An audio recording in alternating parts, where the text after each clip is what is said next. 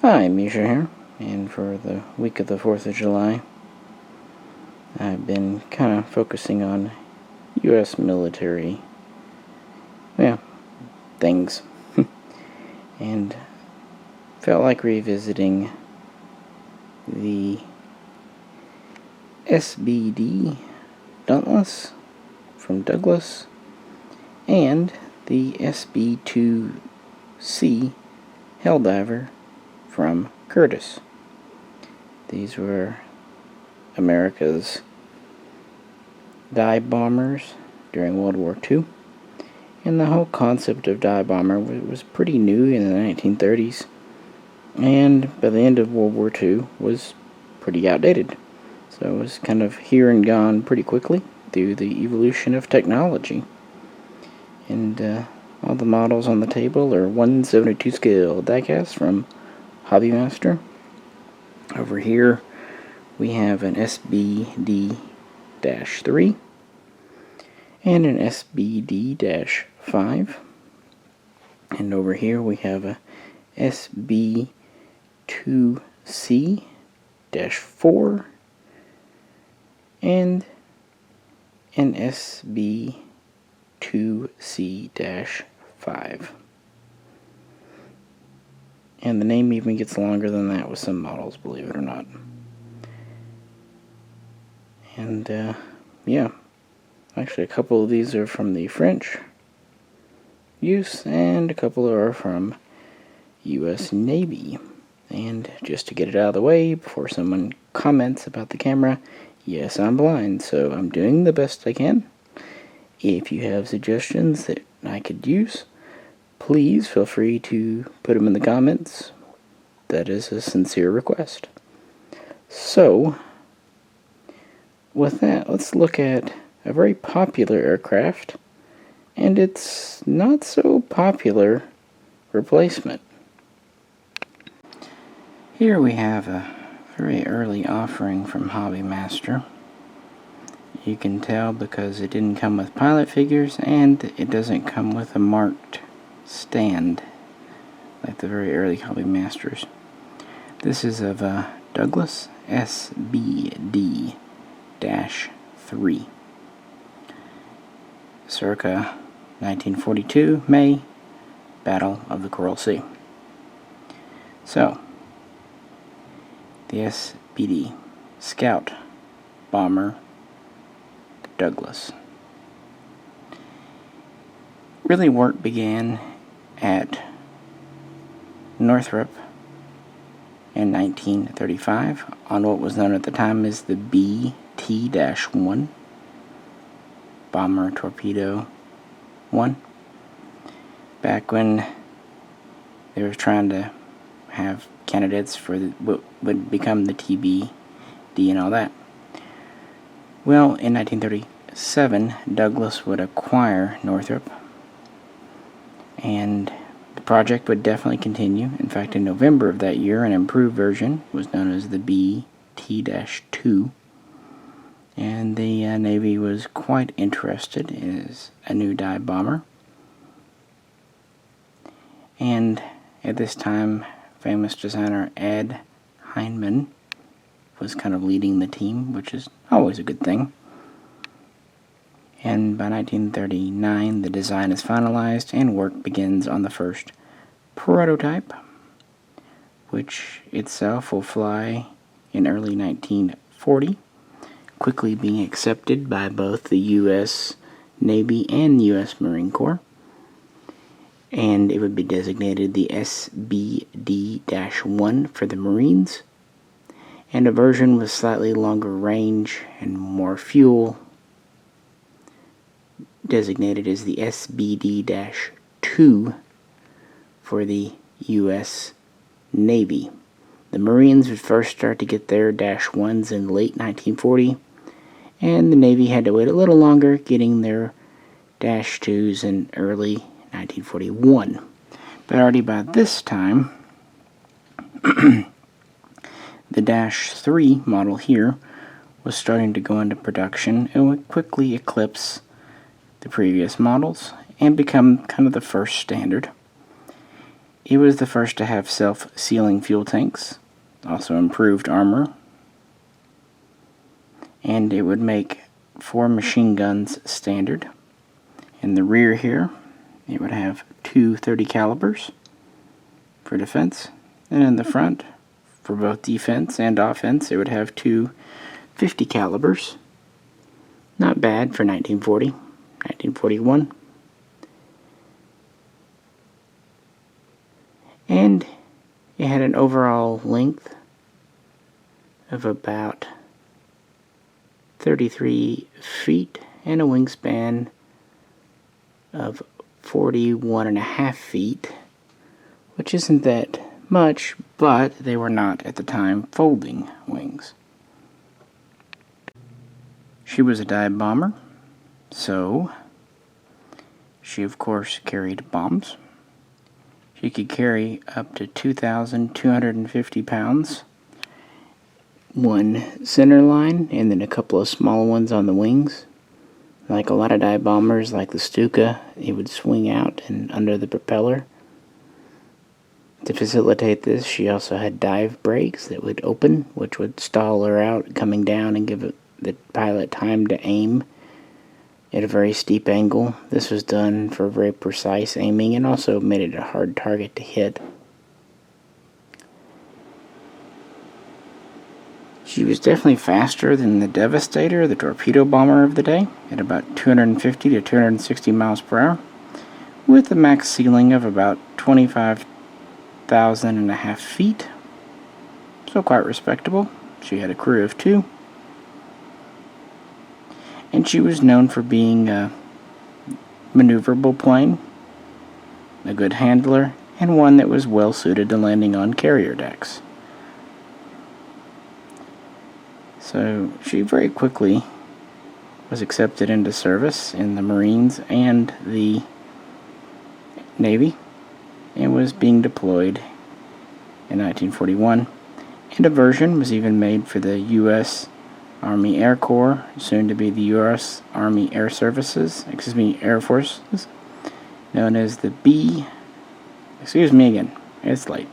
known as the A-24 Banshee. But it wouldn't be near as popular in the Army Air Force, but they had different requirements. So yeah, versions were made for 3 different branches, all quite similar, just slight tweaks to suit them better.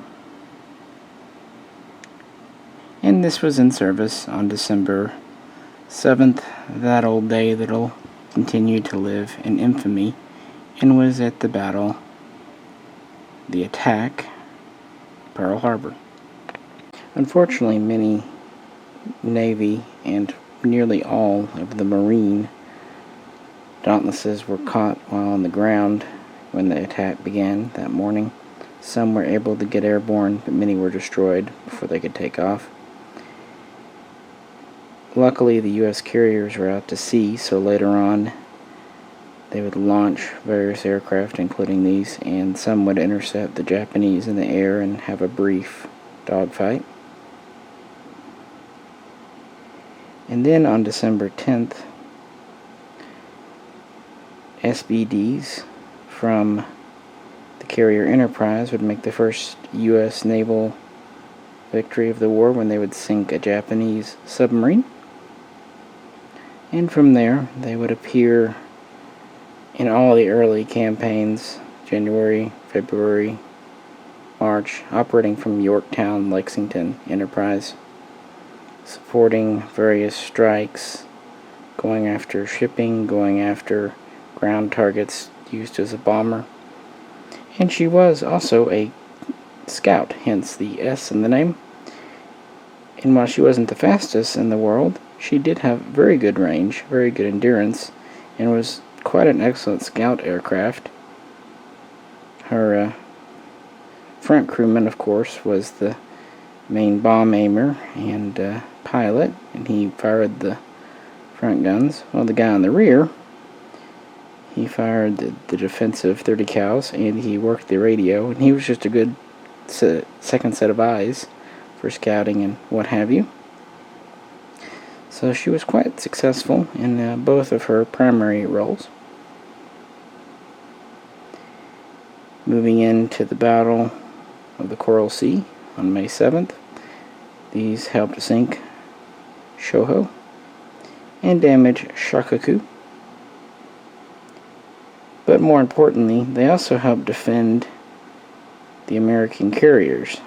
Turns out they weren't half bad dogfighters, especially when they had pissed off Navy and aviators in them.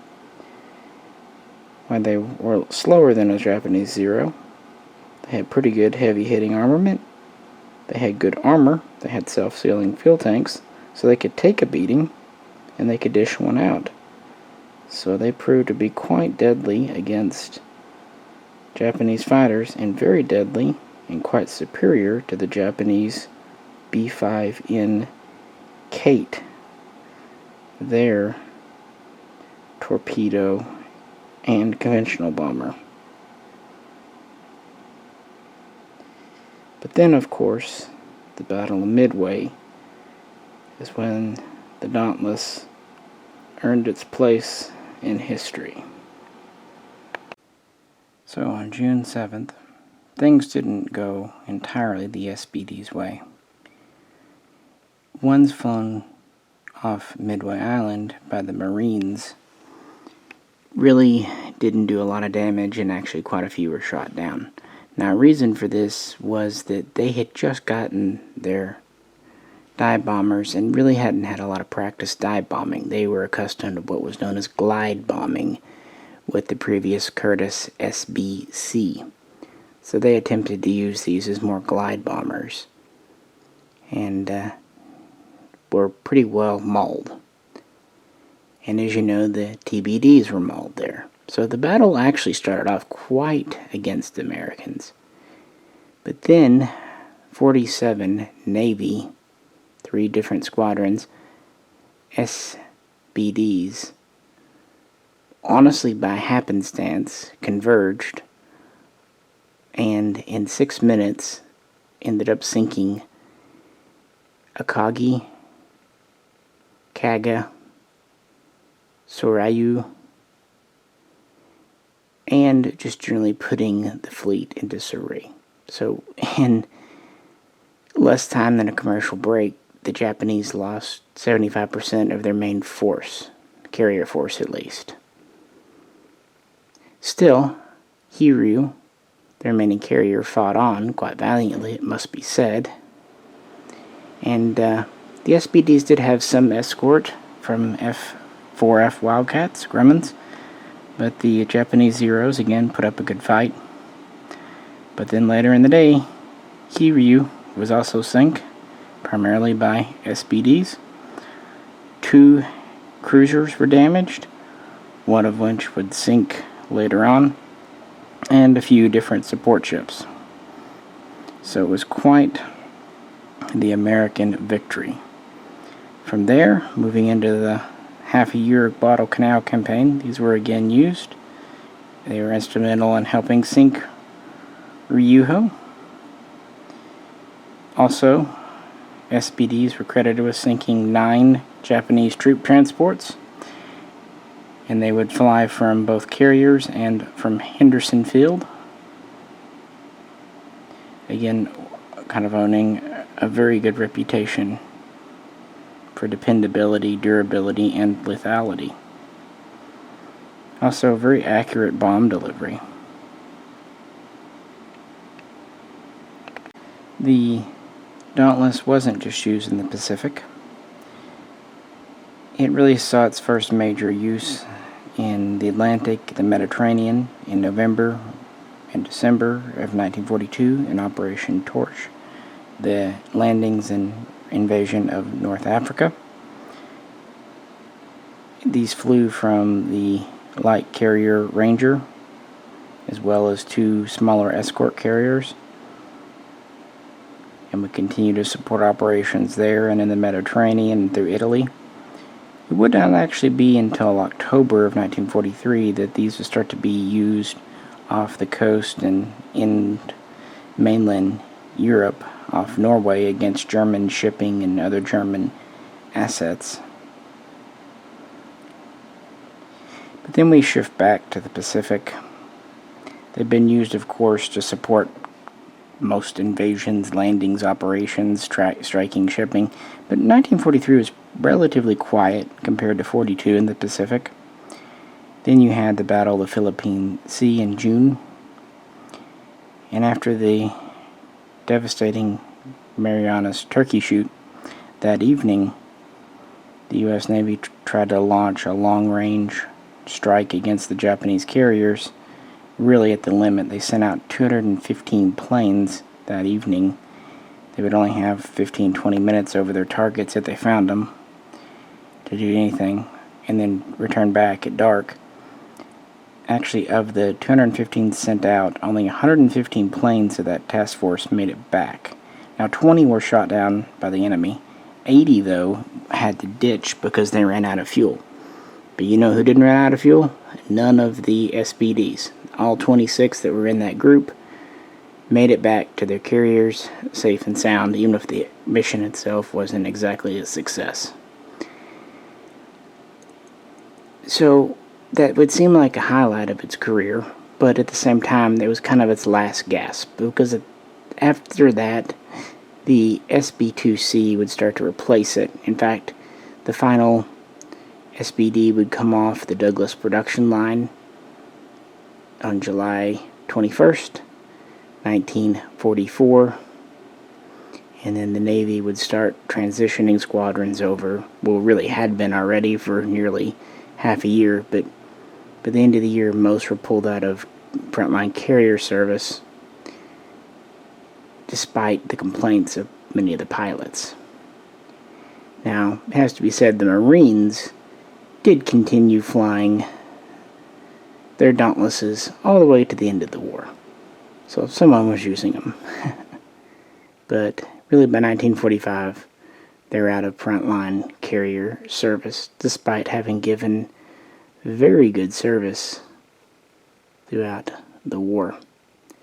And when production ended at Douglas's two factories, the grand total was a little over 5,900, including all variants.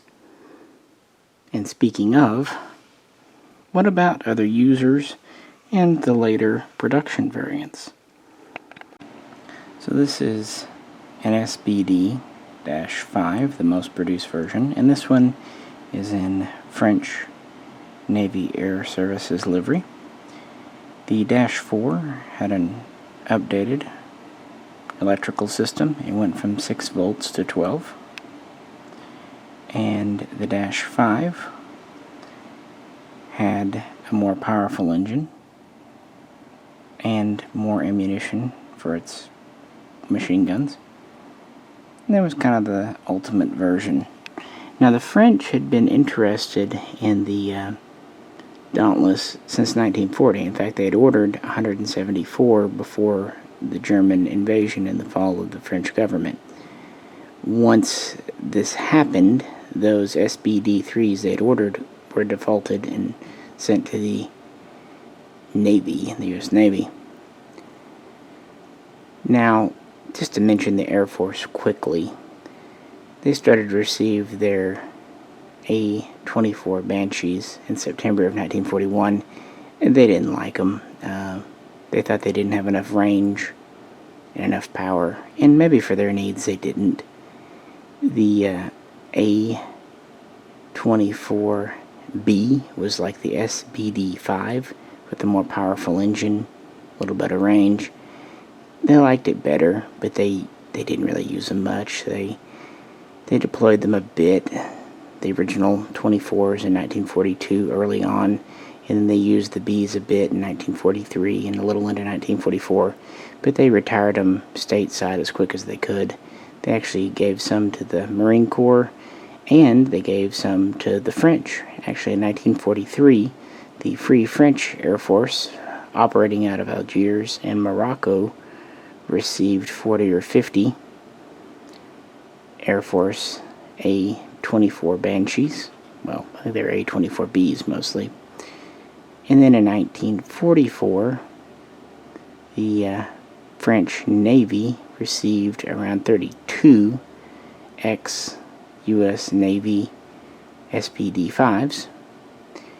And in total, France received around 80 Dauntlesses. And they put them to use.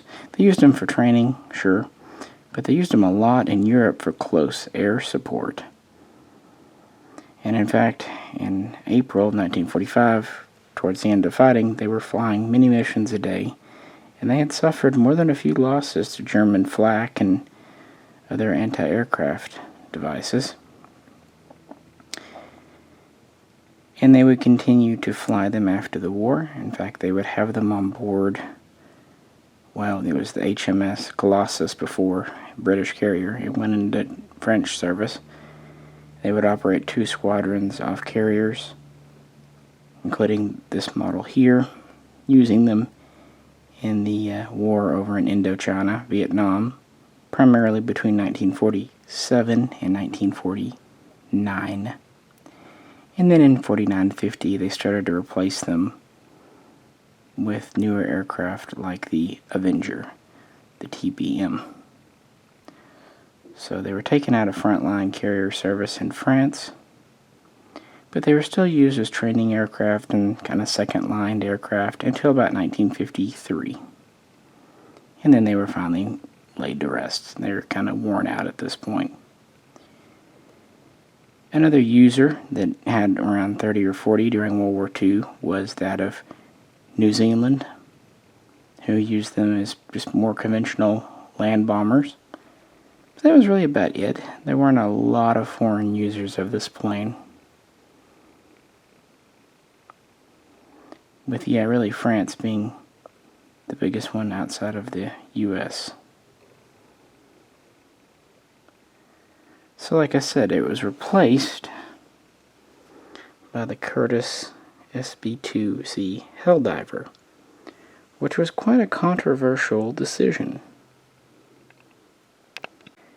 Whereas the SBD is remembered today for its contributions early in the war and in places like Midway, the SB2C Helldiver by Curtiss is mostly remembered for its extremely protracted and extremely troubled development and manufacturing, and frankly dislike in the military. And really it never overcame it, despite what some kind of want to believe. It dates back to 1937. Curtiss had made the SB-C glide bomber for the Navy. Then Douglas did the SBD, and thus the SB2C was the next generation of Curtiss bomber.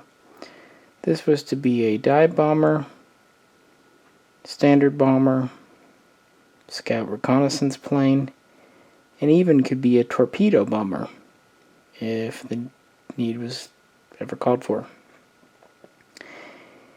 Therefore, to be fair to Curtiss, the design specs the Navy laid out, and the Marine Corps too, were pretty damn steep. But from the beginning it had troubles. Early wind tunnel tests of a model in 1939 showed that it just had too small of a tail because of the body being so large but short. Nevertheless, the first prototype was ordered and flown in 1940,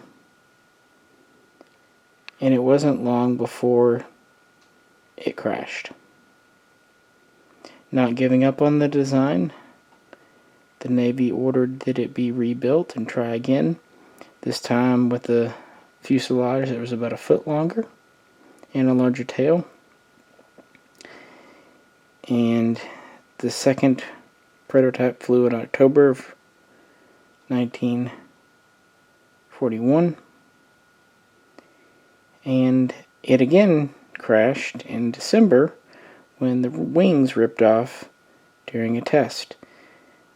For a dive bomber, the wings experience a great deal of stress, along with the dive brakes and all of that.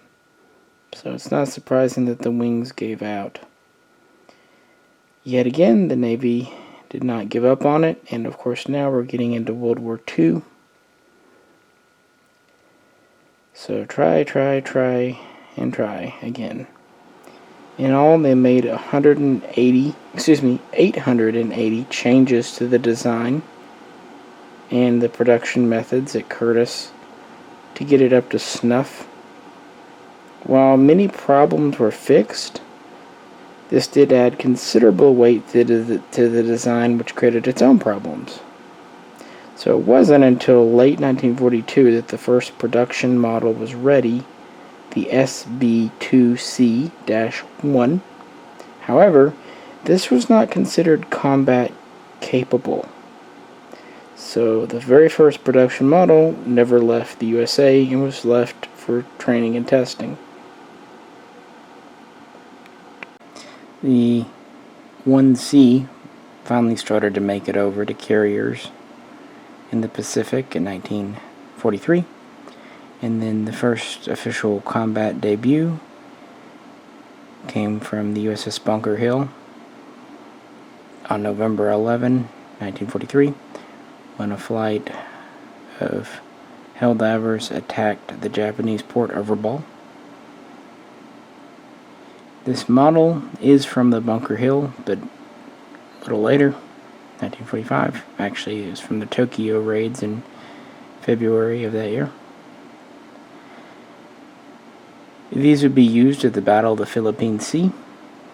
And if you remember, I said that they set 215 planes on a long-range dusk intercept of Japanese air fleet.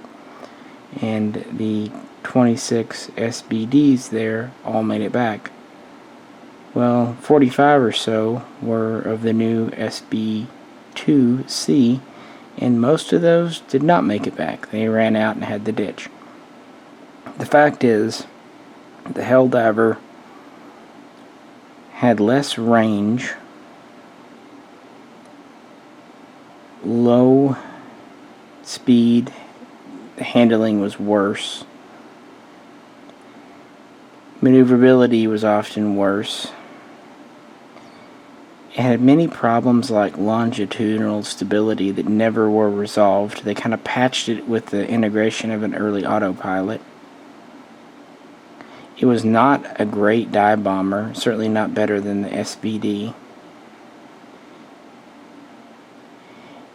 Its hydraulics and electrical systems were known for failing.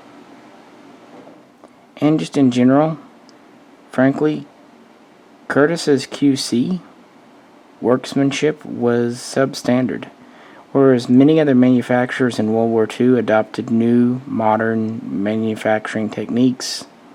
Curtiss was kind of stuck in the past and was a desperate company. Some speculate the only reason the Navy didn't give up on this plane is because of Curtiss's political influence. And, you have to admit they sunk a lot into it already.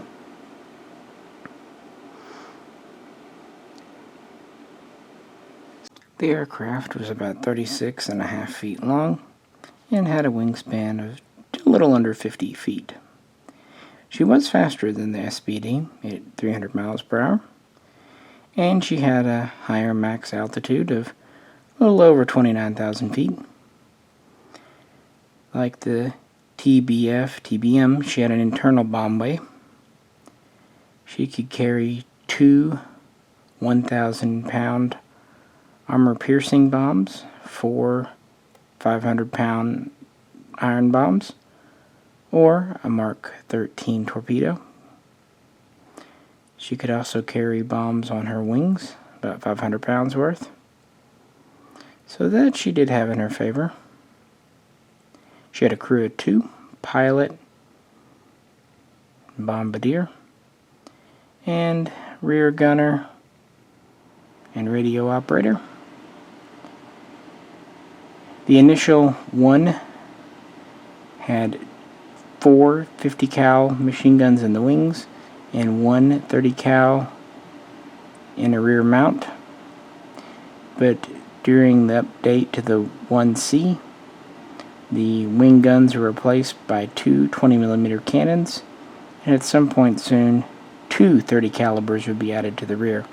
Now it's worth noting that the Navy really wanted a turret like on the TBM TBF, but Curtiss really never was able to deliver this.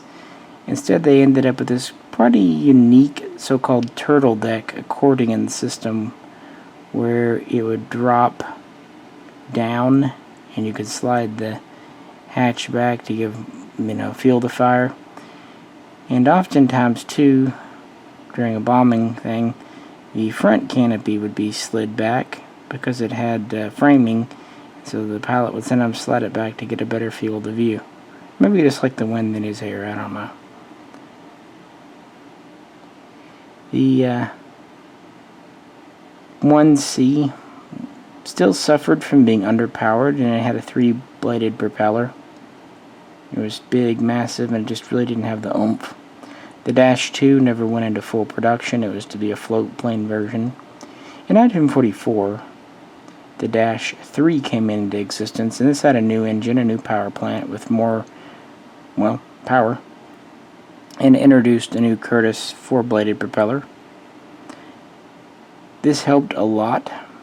The aircraft had a little better performance during takeoff and better at hauling longer range. They would also start to add more fuel and the ability to carry more fuel on the wings or in a tank in the belly for scout reconnaissance, trying to get it up to the same range as the SBD. And a short time later, probably the most numerous and popular version, the SB2C-4 came into existence. That's this version here. It introduced perforated die brakes, which improved performance. And more importantly, by this point, Curtiss more or less had their act together, and a lot of the earlier QC issues were at least minimized, if not entirely gone. These also made the carrying of 8 5-inch rockets standard under the wings, and many would also be fitted with a radar pod set, what have you, under the wings.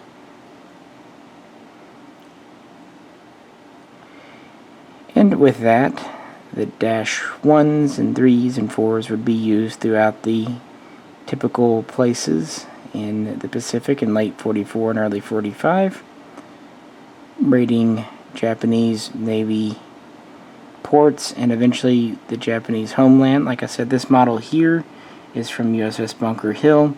It's from the raids on Tokyo in February of 1945.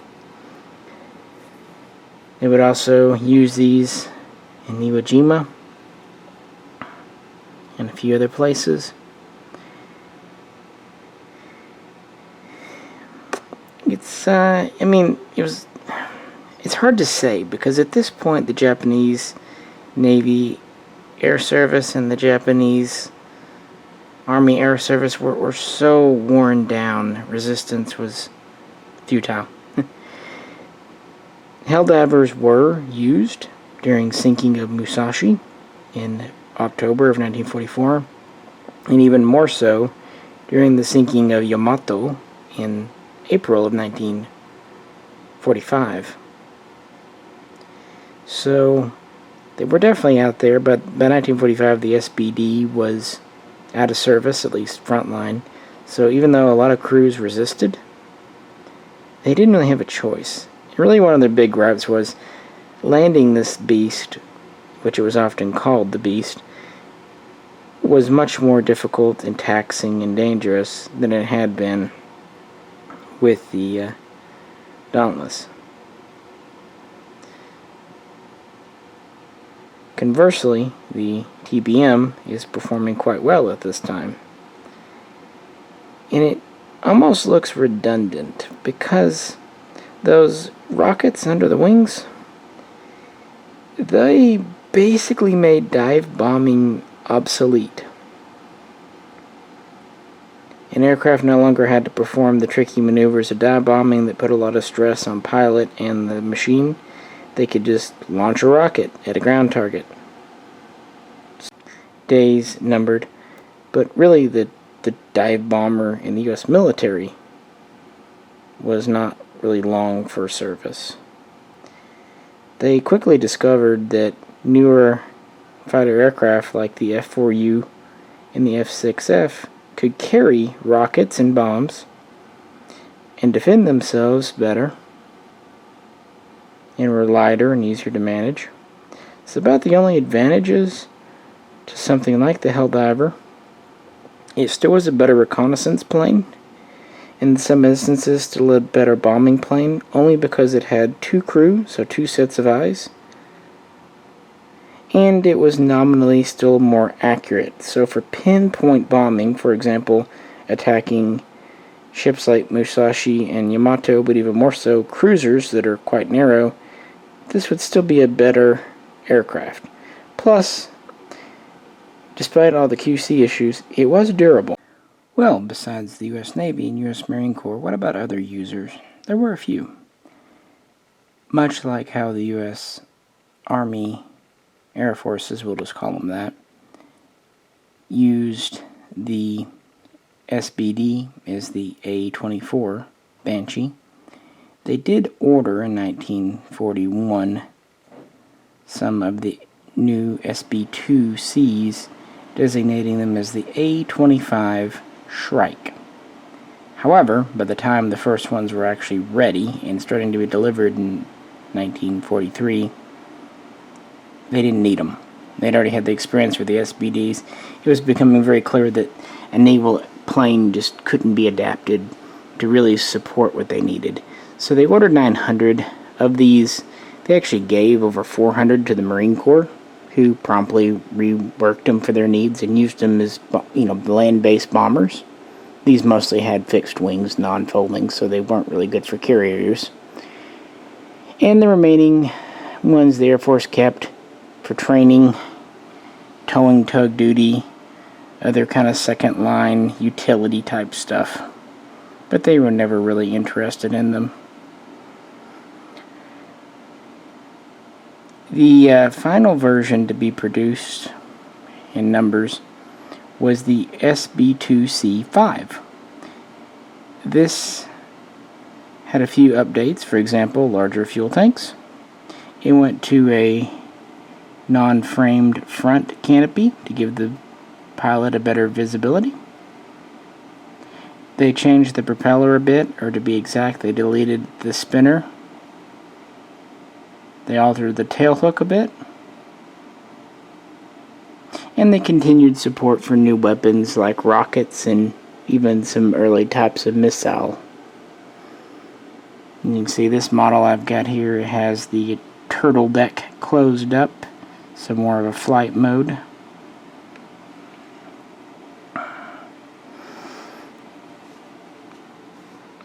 And this one is in French colors. Following World War II, France was using the SBD, but it was starting to wear out. So between 1949 and 1954, they purchased roughly 110 SB2C-5 models from the USA. And they started issuing them to their naval air forces in 1951. They flew from 3 carriers as well as being based on some ground installations, and these of course were mostly used in Indochina, and most famously in 1954 provided close air support for French forces fighting in the Battle of Dien Bien Phu. And that was really the last time the Helldiver saw major combat. France would keep them in more or less active service through about 1958, and then a little bit in reserve, but pretty much that was it. A few other militaries were either given or loaned some, including that of Italy, Thailand, and actually Greece used these quite extensively in modified form during their communist uprisings in the late 40s. They would remove the rear 30 caliber guns and mount, and then with that weight savings they would actually install gun packs, gun pods under the wings. So some other late use there. But as for the U.S. Navy, these were retired out of active service in 1947, so pretty quick after World War II, and out of reserve service by 1949. So by the time of Korea, the Helldiver was already a memory. What kind of memory? Well, that depends on the person and maybe the day of the week when you ask them.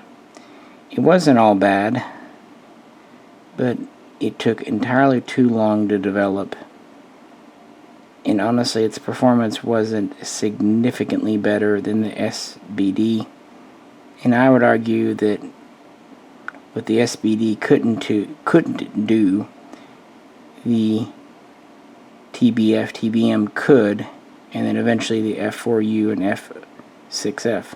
So one has to wonder, was there really a need for this aircraft?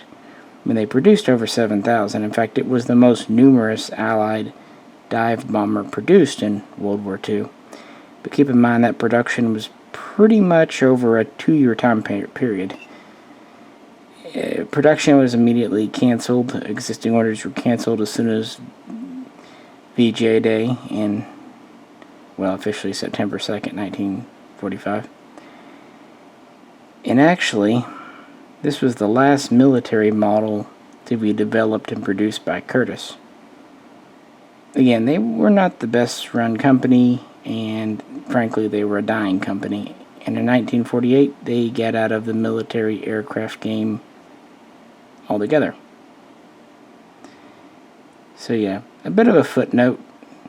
I think it was more failure than success, I have to be honest. I just don't think its benefits warranted all the headache and trouble and crashes and money and time that it was invested in it. Plus, come on, Curtiss couldn't even come up with a working turret. I mean, Grumman did. Heck, Britain had it in the Defiant years earlier, so I don't know.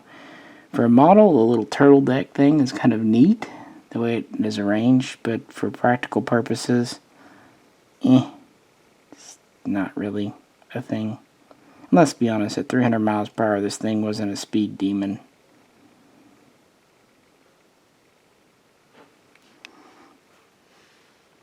But it is part of U.S. Navy and Marine Corps history, and French history, as this one is here. So of course we have to talk about it. So the models themselves, typical hobby master. Like I said, this was in my video last year, and it's an early SBD variant. It didn't come with crew. It has the dive brakes in the closed position. The bomb is fixed on it. A nice model. But I was actually very happy with this one here when I got it. You have the etched dive brakes. It did come with both crew. And I don't know why, but I think the way they did the bomb on this one is really neat. Not only is it removable, but you can actually move the yoke up and down, in or out, so you can position it or have it making it look like it just dropped one. I don't know, I just thought it was neat. And hey, see, it's not the most unstable in the world.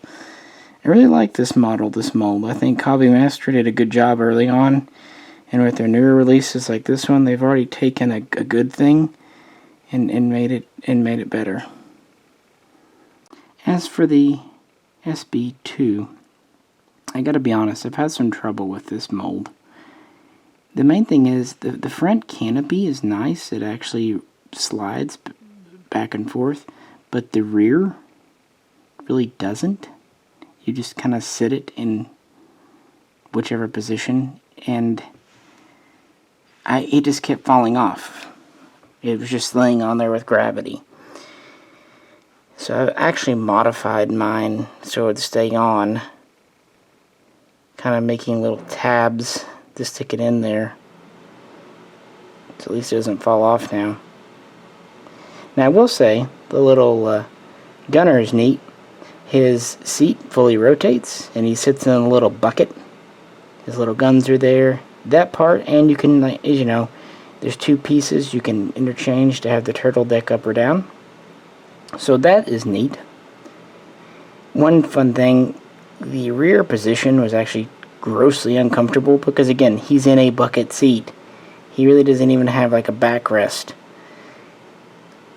They actually gave pilots pillows to rest on so they weren't too uncomfortable. The dive brakes are nice. And it has the missiles. This one has the pod.